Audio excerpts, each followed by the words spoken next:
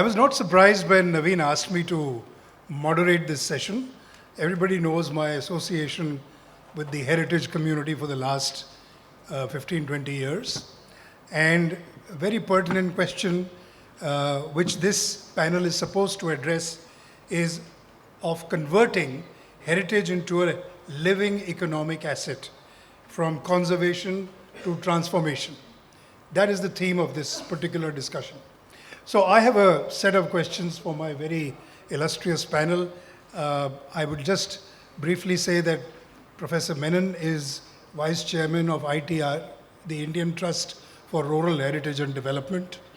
And you know, that particular organization has done pioneering work in promoting heritage and actually creating a creative cluster in Uttar Pradesh, where actual musicians and artisans were made economically self-sustaining and bringing about a lot of economic wealth to that particular village, to those cluster of villages. Of course, Mr. Arvind Singh needs he doesn't need any introduction. He's been at the helm of tourism for several years. Mr. Jayant Sanyal also. Tarun has been a pioneer in creating the Heritage Transport Museum. And of course, Dr. Navina Jaffa, she's creative in any and every aspect. She's a historian, she's a danseuse, she's an artist, and she's done a project on the tribal lives of the tribal lives of the camel herders in Rajasthan, if I'm correct. And that was a project aimed towards sustainability. So with this, I think I will shoot off my first question, which is, let us start with Professor Menon. For decades, India's heritage has largely been viewed as something to preserve, and just preserve, but has it also been seen as something which is capable of generating revenue, employment, benefit to the community, and an investment in long-term conservation on a long-term basis? I mean, we are referring to not only built heritage, but also, living heritage. So, do you think we have viewed it as something which should be not only preserved and conserved, but also converted into an economic asset to benefit the community at large? Well, I think that's a sort of rather complex question, requires, I think, a whole afternoon to discuss. To try and say it in a few words, I'd just like to point out that we have a political history that we are victims of. And the political history is that when we became independent, we were a poor country, we wanted to develop. So obviously the policies were always on development. Though we had inherited a lot of heritage, we knew that we were an ancient civilization, but the priority at that time was to develop and get out of poverty. And that somehow has become shall we say, idea that has not left us yet. We're still talking in terms of development, and we see heritage as a luxury, something that was always there, will always be there perhaps, but not as something that is an agency for development. Now, that is a sort of a political history, and we are, as I said, in 2026, I would say that we're still victims of it in various ways. That's why we're having a conclave like this today, and that's why we're talking about the same issues today. Though it was always something that we have been, we had in our mind, that we cannot forsake our heritage. We cannot, even as we develop, we don't want to be, there's a famous statement saying that, is modernization westernization? So a lot of development people had said, no, it doesn't have to be westernization. We can develop in our own way. And what better way to do it but than to look at our heritage and develop with heritage in mind. But it has never been really translated into policy. So policy becomes a big issue. As an architect, planner, I find that we're always fighting development. So, and the developers see heritage protectors as fighting they both are contesting each other. So policy Professor, exactly, yeah. The question here is, how do you change the mindset? So this is exactly How what do I'm we coming- move from this mindset to a mindset where we not only develop, but we transform it into a productive asset? I think this has been something that's been discussed for a long time. Even when INTAC was formed in 1984, it was set up to change that attitude, not to see heritage as something to be preserved, but something heritage that is living and should be a part of our future. In other words, see heritage as a development strategy, not heritage as a preservation strategy. So since 1984, we have been talking about it, and we are still talking about it. So the thing is, we are still talking about it. I would like to move this question to the rest of my panel. What do you think can be done to change the mindset and stop talking and bring some action onto the ground? Can we start with Tarun, Mr. Thakral? All right. Just to give you an example of Heritage Transport Museum was built in a remote location close to Delhi. We're about 60 kilometers from here. But without the involvement of the community, we wouldn't have been what we are today. My first question or my first answer in this case would be, we have innumerable heritage monuments around India, probably the largest in any part of the world. But how do you involve the local communities to capitalize that and make sure that they get involved in that project, which is what we've been missing? The success of Heritage Transport Museum has been that the people of Tauru are proud that this institution has come about in their city. It is not that, okay, I had this collection and I wanted to display it and I'm very proud of it. It is the employment that has been generated. The people, I always relate to how many families am I feeding, or how many families are being looked after by the Heritage Transport Museum directly or indirectly. And that has been the reason of success. People of the city are proud of the museum. So There's a lot of livelihood. Yeah, we That's understand, Tarun. The question here is, a lot of the heritage assets are under the control of the government. And you were able to do something because it was entirely in your control. You involved. What Professor Menon pointed out was the mindset of the government. And to give a comment on that, can I request Mr. Arvind Singh to say something? Thank you. Thank you for inviting me to, being part of this panel. No, I agree totally with what Professor Menon has said, but I would say that, no, it's not that we are still talking about it. I think in the last decade or so, or in the last 15 years, there has been a conscious thinking of movement towards, using or realizing the economic value of heritage assets, but maybe not to this levels of satisfaction that we all expect or desire, or the potential is there.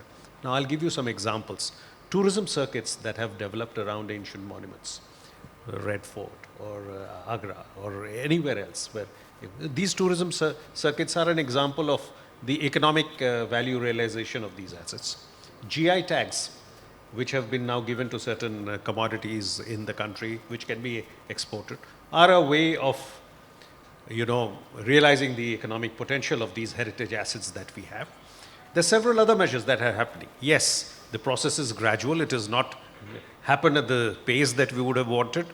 But yes, the default option is preservation because of the mindset or the history, whatever. When the ASI was set up also, the idea was preservation because we realized that we have inherited a large number of heritage assets. Today, the ASI maintains 3,000 plus assets that we need to maintain. So the mindset was preservation initially, definitely. But as I said earlier, it is changing.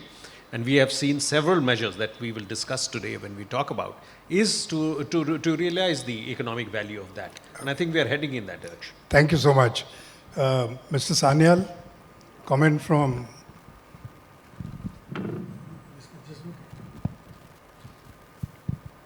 And the question is changing mindsets. Yeah. So I think the operative... How do we do that? Operative portion is changing the mindset.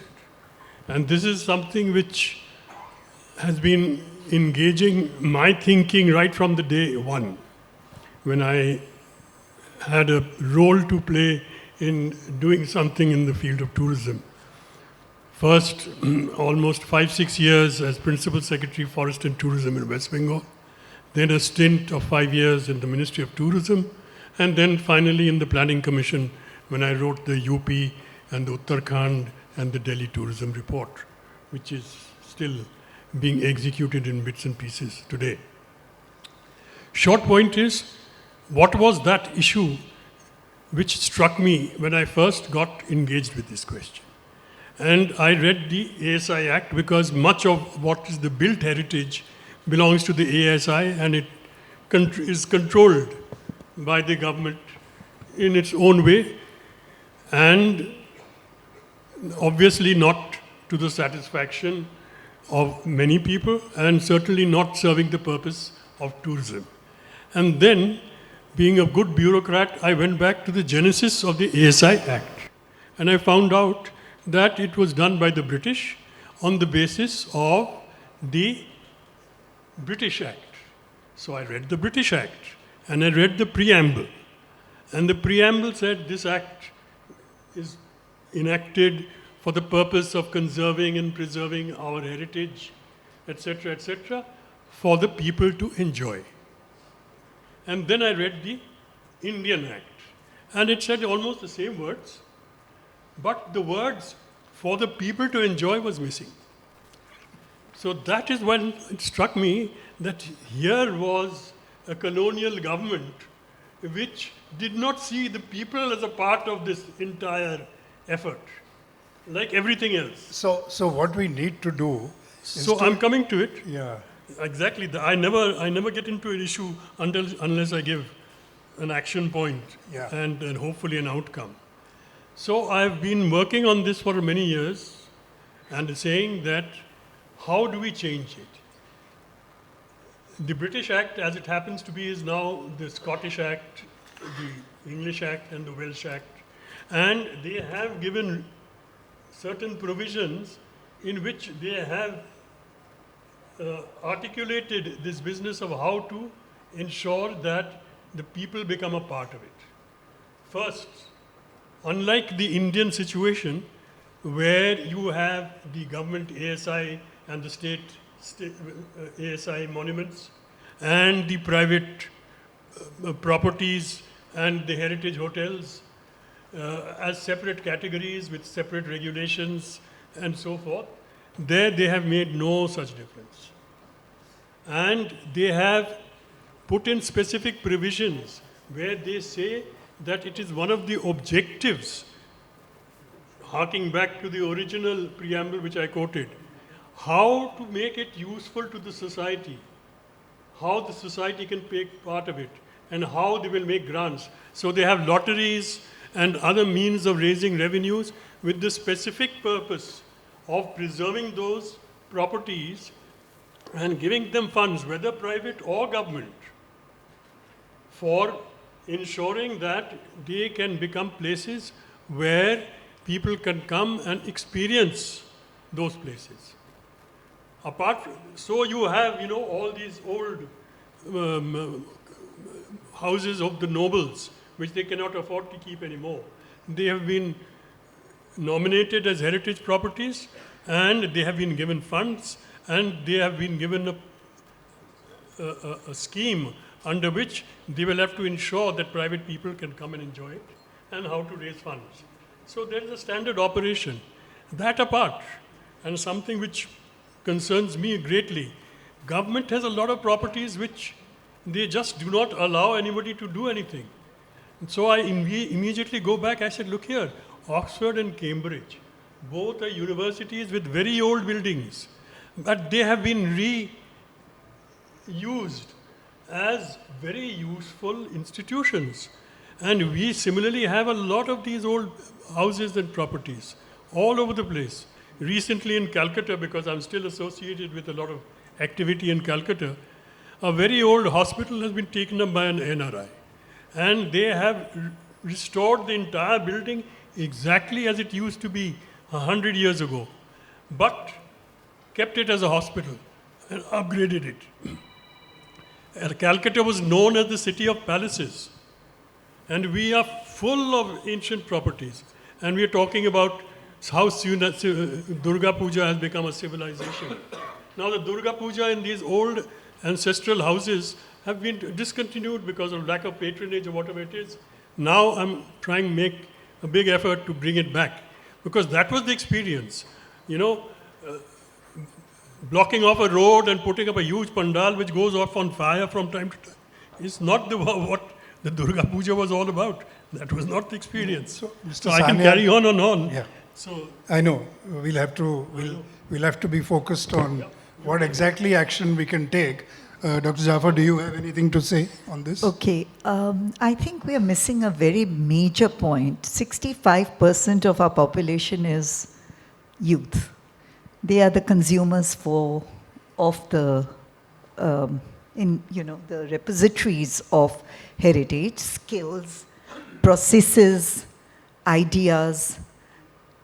And the other side is that a systematic understanding of cultural skill mapping, which is very, very important, because when you create ecosystems around a heritage building, the buildings have been made because of certain skills existent.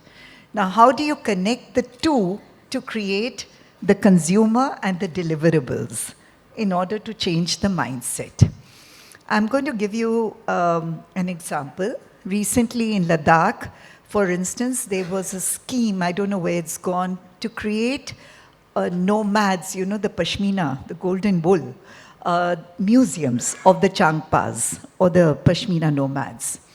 Now they are staying so high. If you are creating an institution, a museum, who is going to consume it? So first is, how will you change that mindset? How will you consume that investment? That is the main point. How do you create new values for heritage? That is the new point. So I was helping the local people to say that if there is tourism for, say, 3 months in those high areas, oxygen is a major problem, so how do you access those areas? But in any case, can you make it into a skill upgrading center so that investment can be completely used for that annual year? This is the reason how we can take small ecosystems of investment, look at the creative communities around it, and these processes which give back, which bring in, will inevitably lead to transformation of the idea of heritage. We don't have to depend on policies. I think people themselves can do this. No, thank you, Navina. I think your point is very well taken, that if we can create small ecosystems, they set the example for a larger, which can bring about a change in mindset. I think that is, and in a vast country like ours, I think it's very, very important that we focus on these small ecosystems that exist. Now that brings me to a point that Mr. Arvind Singh had raised just now, that India has a lot of heritage, a lot of monuments. And the question here is, can all this heritage that we have become self-sustaining without the participation of the private sector in investments, etc.? Now, or are we always destined to remain, dependent on government investment? So I think that is one question. The fact is that the government doesn't have enough resources. The government doesn't have enough resources. Is it a question of resources which are being driven thin by spreading them into all these monuments? Or should we focus on pockets of excellence? I mean, take one pocket of excellence, the World UNESCO Heritage Site, Humayun's Tomb. And I'm very familiar with that because I live in the vicinity. It was handed over to the ASI in excellent condition in 1995 or 96. And today, unfortunately, that the whole quality has deteriorated, the maintenance has deteriorated, and I personally think that is a thing that we have to address, to bring in private capital and to convert it not only into maintenance and and preserving. But Is it lack of capital? yeah, that is what I would like to ask Mr. Singh. No, how would he know? Anyway, Mr. Mathur, you've asked too many questions. So, The mind is, yeah. on one thing and the whole range. But, just to set the context and the background, I have 2 minutes for this? Or? 2 minutes. So the context and the background is that if you see every sector in India, I have had the experience of working in airports and power and everything. There are inconsistencies in the sense that you have large-scale differentiation. In the power sector, if you see, there are the affluent consumers in the urban areas who can pay for power regularly, but you have agricultural consumers who don't have paying capacity. So when you privatize the power sector, you find that the private sector wants to come in only in the better off urban areas because, revenue returns are guaranteed. Similarly, in airports, while there are Delhi, Bombay, Mangalore and others, there are also smaller places like Kadapa or Dimapur, or where the airports are always running in a loss because any airport construction needs a lot of infrastructure capital investment. Likewise, in heritage also, there are some very well-off categories, like Red Forts or the Taj Mahal, which can be self-sufficient and they can, raise monies based on the revenues that they're earning. But as I said, ASI itself maintains about 3,000 plus assets. There are also other heritage assets in many states. For instance, in Tamil Nadu, they are maintaining so many temples, which the state government does maintain. The numbers run in thousands. Similarly, a large number of assets maintained by the state governments. So obviously, you cannot say that private capital will take care of all, the assets, because private capital, very successful, very good models we have in many, heritage sites, but it tends to go where there is high visibility, where there is, a promise of a good return, commercial return. It will not go to, say, a step well somewhere in, interior of some state, because it doesn't give them the high visibility. So I would say it's a very complex issue in the sense that just saying that the private sector investment will come in, I don't think it will go in everywhere. So yes, you need public agencies to maintain some of the assets that will not generate enough economic return, but there is a case for getting in private capital, which it has successfully done in cases where there is economic return and good visibility, and they have shown. We have examples at Red Fort, Qutub Minar, and other places where private capital, or other places where private capital is coming in and helping it. So I think that is the nub of the issue. Now, coming to the specific Humayun tomb, it was cited as a perfect example of PPP. The Aga Khan Trust, the Tata Trust, the ASI all got together. The ASI, normally the kind of research that goes into development by the public institutions, it was surpassed. Even the international bodies were involved in preparing the maps, and the excellent capital came in from Aga Khan Trust, public, as well as Tata's. A lot of investment went in there. So if there is a problem now, I think it's a maintenance issue, which is probably the ASI doing. So I think what we should see and look at in the future is that if the ASI is trapped for money, currently all their earnings go into the Consolidated Fund of India and they get a budget. Obviously that budget is not enough given the large number of assets that they are maintaining. So probably we should shift to a model like we do often in the power sector, and that is criticized as one of the banes of the power sector in India, is cross-subsidize. The better assets with more economic returns, give the body a surplus, if we can have such a system, which we don't have at the moment, and use that the surplus to subsidize and maintain the other assets better. So I hope I have been able to flesh out all the issues, but it is complex, and I don't think all assets can be treated equally, or even your point of saying some of the significant, who decides significant assets? Because some assets may be significant for some, but may not be. These other questions come in. So I think what we'll have to say, yes, we have to go. There is importance for both private and public capital to be there. Private sector should come in places where there are returns and give good results. But just putting more money will not solve the problem. You need efficiency of spending also. Yeah. Yeah. Efficiency of. Yeah, thank you so much, Mr. Singh. I mean, I would say significant assets are those assets from our point of view where tourism can, can flourish. We are looking at assets which can be tourism centers of encouraging tourism. So anyway, thank you for that, and you've given a very good suggestion about this cross-financing thing, which I think is something we should be taken up. Any suggestion on your part on this? I'd just like to make one comment in what we're discussing so far. Our focus has been on iconic heritage when you talk about ASI, 3,600. I've often been sort of amused by the fact that a country like India, we are worried about 3,600 monuments. Let ASI look after it. Let the government look after it. But what about the hundreds and thousands of others which are not part of ASI, which are being destroyed, which are being vandalized? That is where the development issue comes in. Because our policies are such that we say that heritage must be pristine. Why can't heritage develop? Because after all, over centuries, Humayun's tomb developed, Red Fort developed, all these things developed. But somehow we say that once modernity comes in, development, the evolution of heritage stops and it has to be preserved. And that's the problem, that we look at heritage merely as preservation because we think that heritage begins where history ends. No, history has not ended in a country like India. We are a living heritage. Our music, our arts, our crafts are all still developing.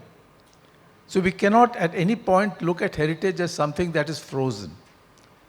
That is why when we say that heritage will be development oriented, can we imagine something that develops, not that preserved? Preserve is very easy. No, we are looking at beyond preservation. Exactly. Yeah. Let Dr. Jaffa finish. Then. I think, when we are looking at the idea of assets, we are even defining the idea of heritage. It all boils down to skills, skill development. That is the only way people who are carrying the traditional knowledge that made a building, that preserves our lifestyles, that preserves our cuisine, that preserves our way of looking at the world. We are talking about living communities carrying that knowledge system. So when you are looking at assets, asset preservation, it's important to bring in skill development and link it with that. I still think we've not found the connection between preservation and what we are aiming to achieve, which is conversion into a productive asset, economic asset, which benefits the community. Please. So exactly the question you have raised and the issue which we are facing is exactly the point I was making earlier, that what we are facing here is nothing unique, as though the Indian heritage is a different category of heritage compared to anything else in the world. And for lack of a better example, I was giving the example of the United Kingdom, where two things have happened. One is that they have not distinguished in their policy between what is state-owned and what is privately owned. And to illustrate that point, within India, thanks to the heritage hotels and other things, there are a lot of private assets which are now flourishing. After all, and they are not flourishing on the basis of any government grants or any private government skills or anything. They are doing it. Look at Samod Castle. It was in a wreck. When I started it, they were doing mining around it. The walls were cracked, and they were thinking of, demolishing it. And today it is one of our pride of our heritage hotels. And government has not spent a penny. And it is flourishing. So what is it that happens in the private sector when they're looking after their own assets and doesn't happen in the government sector when it is set up to the government?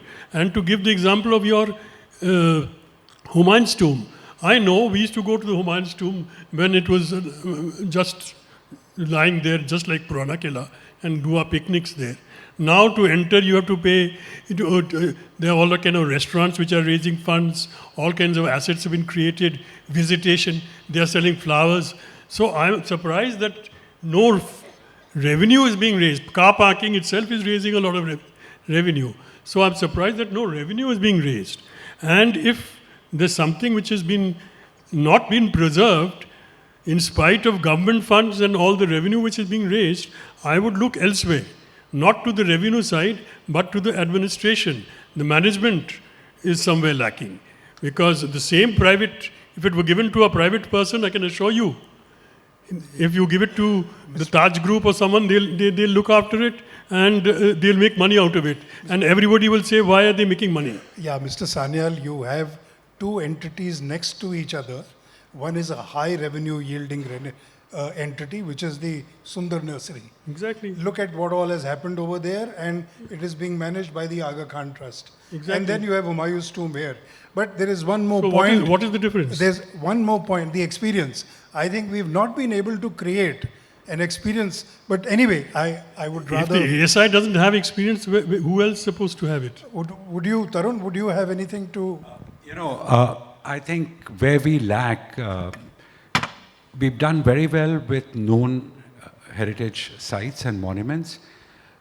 In cases of smaller heritage sites where nothing has been done and it's under ASI control, there is no storytelling. That experience of what they existed or that storyline, world over, everything is a story, it's an experience based on stories. And if we are able to create that for smaller monuments, I think they will start churning and they will start improving. It doesn't need to go into hands of the rich and the mighty. It can be done by local groups. So let me come back to Mr. Sanyal with a question that supposing we were to start all over again and we were to reinvent or rethink what are the priorities. So what are India's biggest missed opportunities? Is it prioritizing conservation, creating visitor experience, where the visitor comes and he just sees a building, he sees a beautiful monument, but there's nothing else? Or cover, and how to convert that into productive assets? That is it ineffective marketing or improper promotion? What is it? How would we reinvent the whole system? If I had to use just one word, it is lack of imagination. See, the biggest asset, heritage assets which we have today and which is not comparable to anything else in the world, was the Kumbh Mela. And I am someone who went to every Kumbh Mela from 1952. And I saw how it was managed, and I saw the last Kumbh Mela. The same asset, the same Triveni, the same Ganga, the same thing. But look what happened. And it was not even, for various historical reasons, fully used for the full revenue opportunities. I mean, if they just put in a 10 rupee entry fee, I think it would have outstripped the budget of many state governments here. Just one event. So that is not the question. The question is that someone sat down and reimagined the Kumbh Mela. And that was only the beginning. Because what they are now doing is, they have set up a whole circuit linking up Banaras, Allahabad and Ayodhya with trains and other infrastructure. Look at the kind of opportunities, and look at Ayodhya. Although today it's in the news for the wrong reasons, but the whole opportunity of this. So when I was sitting in the planning commission post-retirement, this is what I said. Look here, we're talking all the time about foreign tourists and the dollar. Arey bhai, your gold mine is here. When Robert Clive invaded the Battle of Plassey and set up, he wrote to George III. He says, why are you trying to win over American territory? Come to India, itna yahan pe paisa hai कि तुम्हारा पूरा खानदान मतलब will become these things. So it is just lack of imagination. But I noticed that today, that imagination, that spark is returned. How do we channelize it? And how do we get rid of the bureaucracy? As I said, the UK, they are the ones who gave us the bureaucracy. No, they have reimagined it. We have not been able to do it. But Mr. Sanyal, also, how do we get more tourists? How do we get more revenue? My dear sir, if you look at Kumbh Mela, we had a problem getting. There was a 10-kilometer queue trying to get into Kumbh Mela. I was there. All the way from Rewa to Allahabad, there was a traffic jam. We had to tell them not to come.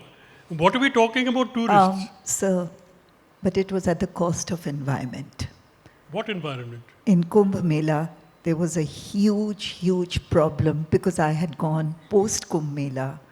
We destroyed so much. What did you destroy? Just let the me know. Rivers. Let's not But get there. 1 minute. No, you I just tell think- me, I go to Kumbh Mela. No. We subsequent. won't get into this. I think what we need to understand is Kumbh Mela is an intangible heritage, and we are talking.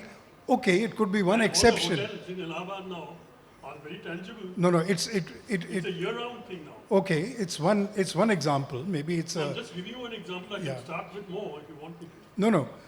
Point is this the general way that things are perceived in the Yes, country? that's the way I see it. At the age of 85, I can tell you, after 50 years of tourism, that is it, the conceptualization of the entire thing. Because tourism is eventually selling an experience. What do you, Professor Menon, do you have any comment on this? Many comments, of course, but many comments. I think we're going round and round. The question you asked was can we reimagine tourism? I think we like to look at that. Imagination is the word. Yeah, can we reimagine? Yes, we can. And that would require many things. It would start off from professionals who imagine. I'm saying there's something wrong with us professionals, architects and planners who can't imagine that how do you do heritage property development. So in as a India. bureaucrat, I can tell you all the imagination can be undone without the statutory backing. So that is why I'm repeatedly saying the statute in the UK and the statute in India, there is a difference. If you just go and sit down with the Act and see where it is different, they have been able to solve that problem, we have not. So in our profession, So we're all trying- the professionals in the world cannot make a difference if they are not enabled to do so. what we're trying to say is that for 40 years we've been trying to change the statute, it has not changed. It's not as though we don't know it. We try to tell ASI, you are working with a 100-year-old That is statute. exactly what happened in the Kumbh Mela. They changed all the statutes and they made it happen. Yogi made it happen. Sir, And yes, it was the first time, a few iteration, all other concerns, environment or any other thing, they can all be solved. But if you don't walk down that path, you will never get there. Sir, So my- we are talking of a change of statute for the Kumbh Mela, but this is not a. Okay. Anyway, I think let's move on to some other example. You were saying something on different. No, I think again the question is that we got 2-3 important points came out here. One is think small and build. Yes. Don't start from the top and come down. Right. So I think that's a very important point this panel has brought out.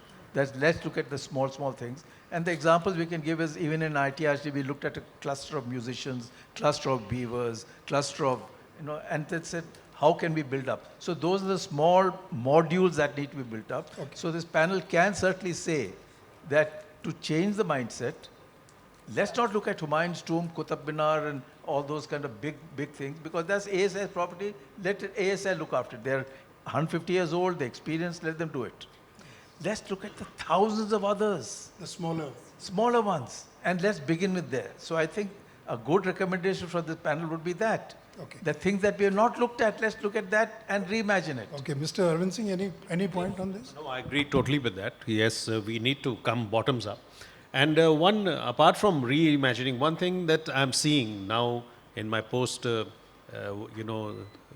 government job scene where I'm interacting with people from Australia, there is a large, very serious thinking, especially now that the corporate social responsibility money is there with the corporate. They want to get into this. And they will want to get into this with small, especially in the, say, if there is a infra project going on near their project, if you can do something for the conservation of their sites.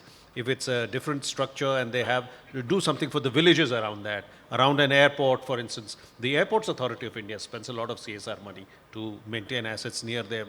So I think that is one change that is happening, thanks to the ample availability of CSR money that is there. So that's a positive change that I see is happening. The pace should go up. The quantum should go up. But as I said, again, we should go with caution, just because merely throwing money does not, solve the problem. We need to spend the money judiciously. Yeah, Tarun, a quick comment. My experience, okay, with due respect to everybody on the dais, is that we don't create enough stories. We don't create enough experiences in any monument, in any museum. Whatever was there or when the museum was built, that continues for generations. Today's generation, the Gen Z, they are not interested in all this. There is no way they're going to come and experience. If we think about 30 or 40-year-old story. So number one, if we improve our storytelling, our entire experiences that our heritage monuments provide, and that has to be continuous. It's not that today we do it, because in the next 5 years, they're going to take a different experience. The world comes here, or the tourist comes here, and they must take back a story from India, rather than, because they'll forget the monument in times to come, but they will never forget the story. So the point you're making, Tarun, is you've got to build stories around each and every monument, heritage monument, or heritage place of tourism. That's right. Which is not there currently. That's right. So we'll move to... I'll just add to what Mr. Tarun said. I'll give you a personal example of how storytelling would happen. So I once curated a program around in Bada Hindu Rao, the hospital there, and there is the Peer Baba, the Gai Peer. There's a monument built for stargazing, and I'd got a load of children there. I didn't realize when Facebook started and I connected with one of the boys, because I had got Rakesh Sharma, because it was on the heritage of stars. And so it was about linking the idea of heritage of stars, and I'd got Rakesh Sharma to come and be a part of that storytelling. And this boy got in touch with me on Facebook, and he said, ma'am, that one heritage walk changed my life. I'm working in NASA. So the transformation of storytelling is just so important. And one little more example I'll give you, Abhaneri. No, but carrying on from there, Navina, I'd like to ask you, has there been adequate understanding as to why history, storytelling, civilizational recall, why all these, our folklore, our music, our dance, why do these matter? Why are they important, not only to preserve, but also to promote and generate productivity? They do matter. I'll give you one solid example. So Kutch is now becoming the salt desert experience, but instead of taking it to the area where the Great Salt Desert Festival is happening, I created an experience in Dholavira. So normally people go to Dholavira to see the Indus Valley civilization. I involved a Meghwal, who are really marginalized communities, but who owned that land of Dholavira. And in the night, I got the Kabir Panthis to walk the salt desert, and then realized the relationship between their music, their life, and the partition story that they would walk when there was a famine in this area to Nagar Pakar. Now, I'd never heard of that. It is in Pakistan. And they said we went there and we returned. And they would follow the stars. They would sing the stars and they would move across the desert. So I had about 20 people with me who were foreigners.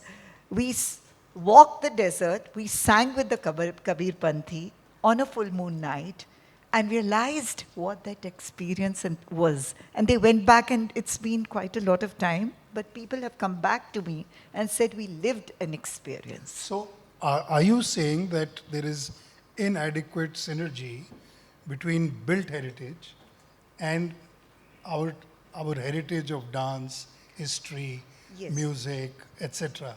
They need to synthesize somewhere and to create that larger experience. Yes. For example, you have to reimagine the idea of Khajuraho Dance Festival, which was a tourism festival. You have to encourage, you have to tell the dancers, dance the story of the temples.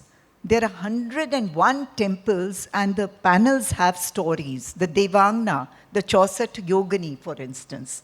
You have to revamp the way temple festivals are recorded. Hampi, you have to look at the idea of Pampa, the Tunga Bhadra, before replaying the idea of Hampi.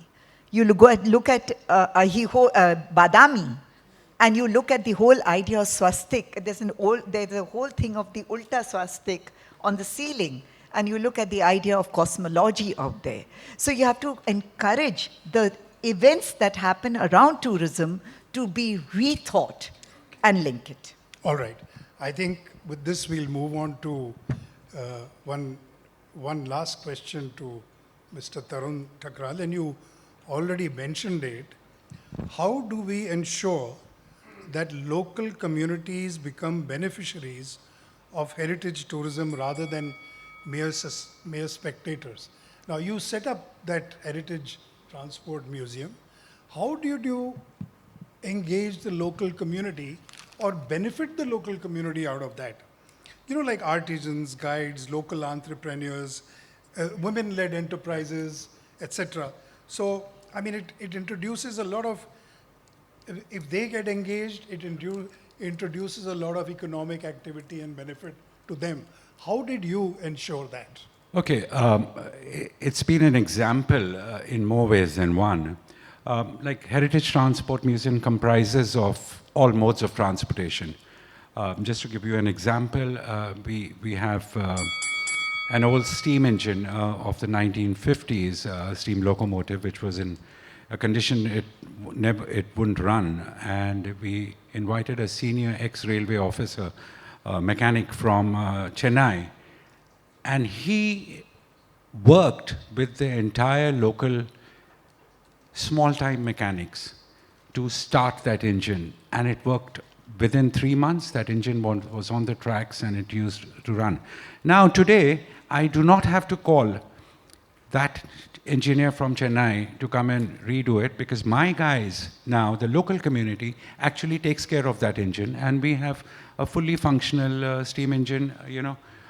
And now we've started working on the other steam engines that we have. Similarly, it's a great matter of pride for those individuals that, you know, we have never worked on a steam engine before.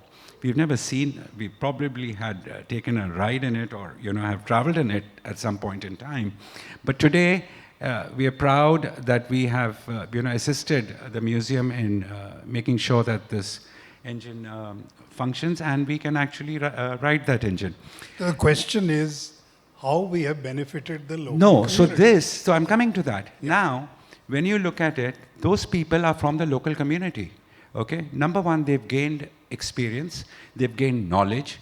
A person has been able to teach them. They are proud of the fact that, you know, we've been able to achieve this. And the livelihoods around, I'm employing, 90% of my employees are from the local neighborhood. Their families run out of the salaries that they earn.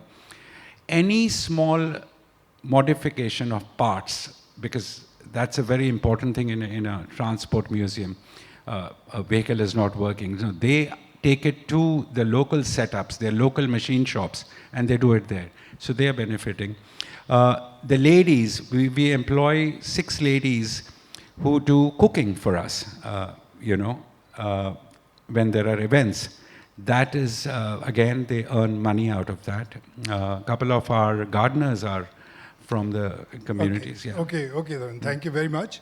I mean, one understands that without the involvement, engagement of the local community, you perhaps would not be as successful also, right? So it's very important. I think I'll close the session now with one last question. You know, when one thinks of heritage, you know, you ask yourself the question, you know, would the builders of Humayun's tomb, Hampi, or Red Fort, or Fatehpur Sikri, would they be happy with what they saw today? What is happening to their monuments? would they be happy to see people benefiting out of it? Would it, or the way they have been preserved? So that question comes to your mind. But keeping all that in mind, I would like to ask one last question from each one of you, a quick question. Can you suggest one bold change from your perspective that in the next 10 to 15 years could transform India's heritage assets into living ecosystems? Over to you, Professor. A quick question, same question to everyone. I think I can give a very complex answer, which is that we got to rethink modernity. If you rethink modernity, all your things will be answered. We are now thinking of modernity and what we've inherited from the West. And we think modernity is that. Now, if you can rethink modernity as Indians, perhaps the situation will be quite different. Navina, over to you. I'll give just one example. Begin small. For example, Hampi, they are the boat people on the Tungabhadra. They are the shadow puppeteers. There are people who do the saris there, the ikal saris and so on and so forth. So create a quick cultural skill network around a heritage site. Begin small, do it as a pilot program. Once it sort of generates, not just in the tourism, but something for the local consumption, something for the... Got it. Got it, okay. Begin small. Begin Be small. modern, think modernity, begin small. Mr. Sanyal? I don't think there's anything wrong with India's heritage or its people. I think what is holding it back, if at all, is our bureaucracy, and I can say that being an ex-bureaucrat. I'll tell you why. The people here understand their heritage much better than the government does, and they know how to channelize it also. I'll give you a very simple example. In winter, we go out and have makke ka roti and sarson ka saag in a village, where that old lady used to make a lakdi ka chula, put a charpai, and in the sarson ka khet under the neem tree, she would serve us, and we had the most pleasant holiday afternoon, and we used to lie down in the charpai and come back in the evening. She was so successful that now there's a traffic jam, there is a huge club with loud music playing, and we have stopped going there. So there's no lack of imagination or opportunity or understanding of what there is in India. Whether it's a big building like the Taj Mahal or a common village neem tree. Where we are stopping is the government doesn't allow us to do things everywhere. The biggest problems I face everywhere is that the government didn't. Why did the Kumbh Mela didn't work the way it did this year? Because the government stepped in and made it happen. No, but how? What one small change you? So that is the what exactly. Do you do? So that is exactly. Please read the UK Act and see what they've done, because they've done a damn good job. So emulate the UK Act, maybe. Well, at least you put it together and reimagine it. Okay. Here. Mr. Singh, one last point? Yeah, rely more and more on local knowledge and local skills. Involve the community much more than we have done so far, and cross-subsidize. We've not involved them because they know best and they know the value of that asset which is there. Exactly. N number of examples. For instance, when we took the G20 delegation to Kutch, the sights and the colors that you see there, I mean, as an outsider or going from Delhi, it was spectacular. And, locals are seeing it everywhere. They know exactly what is the strength of that, what is the potential of that, and how to utilize it further. Fantastic. So I think how to preserve it also. Yeah. They know it much better. And your point? Storytelling. Get your act together in terms of how do you tell stories about heritage to everybody. Thank you. So, ladies and gentlemen, I hope you enjoyed this session. It was a very, very. I would like to thank my panelists for coming out with some brilliant ideas, which we are obviously going to take up. Thank you very much for being a good audience.